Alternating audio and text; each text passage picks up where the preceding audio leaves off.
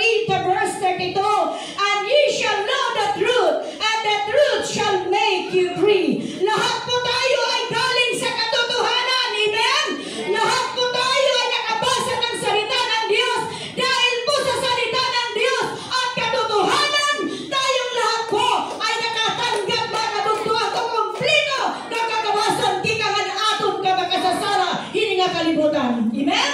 Praise God. In the book of 3 John chapter 1 verse 4, sabi ni John the Beloved, I have no greater joy than to hear that my children walk in the truth. Kaya ako yan kalipayan Diyos aton nga tanan nga tayong lahat we all remain standing in the truth. Amen.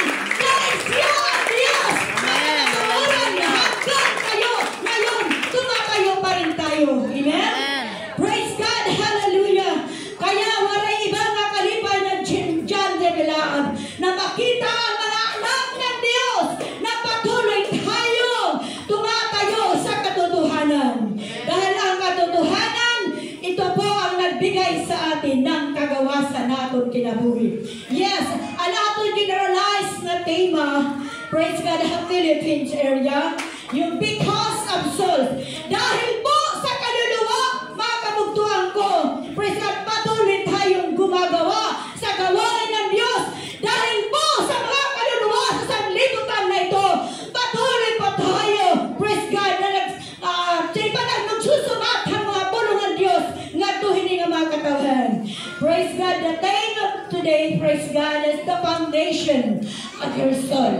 Ang pundasyon han imo kalang. Ang pundasyon han aton mga kalang. Ang tanan nga may mga kalang, mga saring, praise the Lord. Praise the Lord. Yes, palakpakan natin ni Jesus. Amen. Napakaswerte natin lahat araw-araw. Amen. Sa ating pamumuhay sa harapan ng Diyos. Bakit? Dahil may Diyos po tayo. Praise God, na patuloy na protektado ang bawat buhay natin.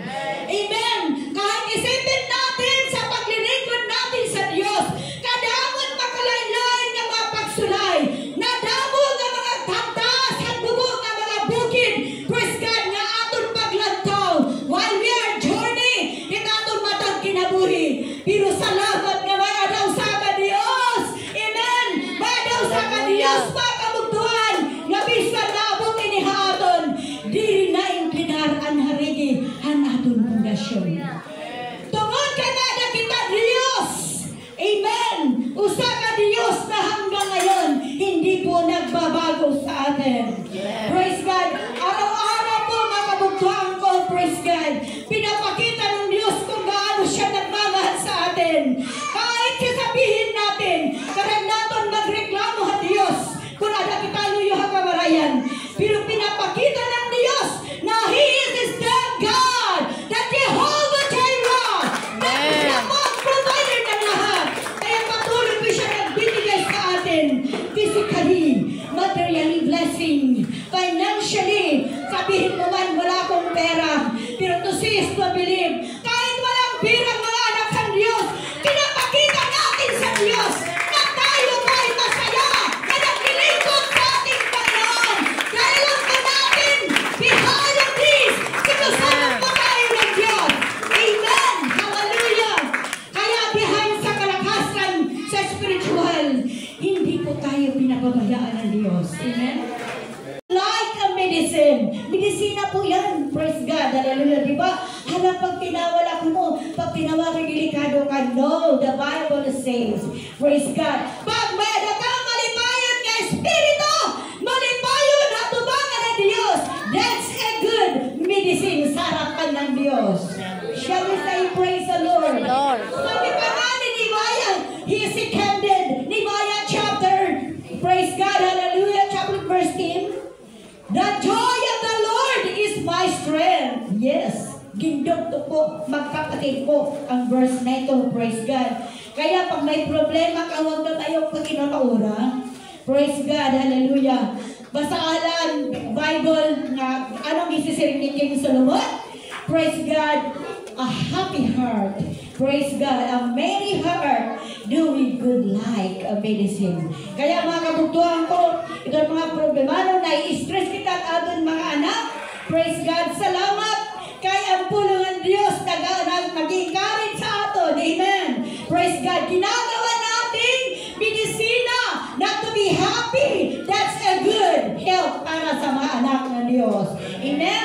Kaya sabi pa ni Nehemiah, ito po ang kalakasan para sa ating mga kaluluwa. Praise God na patuloy po tayong masaya sa paglilingkod ng ating Panginoon.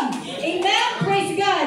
Kaya let us be glad and serve the Lord with gladness. Ito po ang sabi, praise God, hallelujah, ni Salmista David, praise God, kung gaano siya naka-experiensya ng kabutihan ng Diyos behind sa problema siya ng kanyang buhay. Saying pa niya, I would like to serve the Lord, to be glad, praise God, para sa aking sarili. Kaya ganoon din tayo mga kabugtuhan ko. Praise God, hallelujah. Kaya ang kinabuhi at Kristohanan mga kabugtuhan ko bilang praise God, ng ating mga estudyante na mga ka-level. Praise God, hallelujah. Kita ang mga kaganak, praise God, ang mga kaganak na nagpapa-eskwela pa, siyempre 100% nag-i-expect kita to be successful in ating mga anak. Amen, mga nanay. Amen. Praise God. Tanang mga nanay, tatay mga sa inyo. Amen. Amen. Yes, we are always expect to be a successful. Praise God, hallelujah. Pero hakanan, praise God, hallelujah. Tanan ko ng mga tao, tanan kita mga kabugtuhan ko, pinapangarap po natin, praise God, na sana huwag tayong magpatalo sa sanglibutan na ito. Hinumdumi natin mga kabugtuhan ko, praise God, hallelujah, to be a victorious we need to be strong and durable in the sight of the Lord. Ibig sabihin mga kabugtuhan ko, sugan na kita, we are expecting, praise God nga kita nga tanan nga nag-aalagad sa Diyos, karagnaton nga perdi kita maninaugon na mga matahan Diyos, praise God, magpakinisganan, praise God, at to be a durable Christian sa harapan ng Diyos, maging matibay tayo na mga anak ng Diyos, amen? Just like mga kabugtuhan ko mga athletes, praise God, hallelujah, they do lots of exercise, nagja-jogging po sila, praise God, para mga kabugtuhan ko matagang tama nila ang tinatawag na magdaog, maging maninaog nila. So, kadhaaton nga mga anak ng Diyos, praise God, hallelujah, ang Kristiyano po ay lagi, praise God tayo, kailangan mag-exercise. Ano nga pamahagi? Praise God, kung nasiring ako kanina, ang mga athletes, paday sila nagja-jogging, nag-exercise, because they respect mga kabugtuhan kung nga magmamaging maninaogo nila, luyon ira bilang isang athlete. Kaya tayong talot na mga anak ng Diyos, we are always expecting mga kabugtuhan ko, nga tanan, haluyuhin niya tanan, nga atong ginatubang, atong kinabuhi bilang Kristiyano. Karag naton behind, hallelujah, hindi nga tanan, maging maninaogo kita mga mata ng Diyos. Amen? Kaya, mga kabugtuhan ko, permi kita mag-exercise. Saan? Sa gawain ng Diyos. Para pagkakato ng Diyos.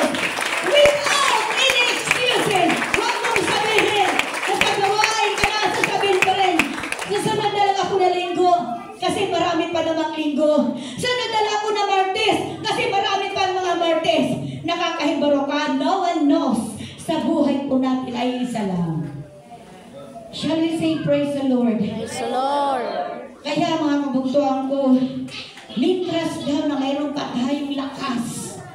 Buhay ay tininga pinapahiram ng Diyos.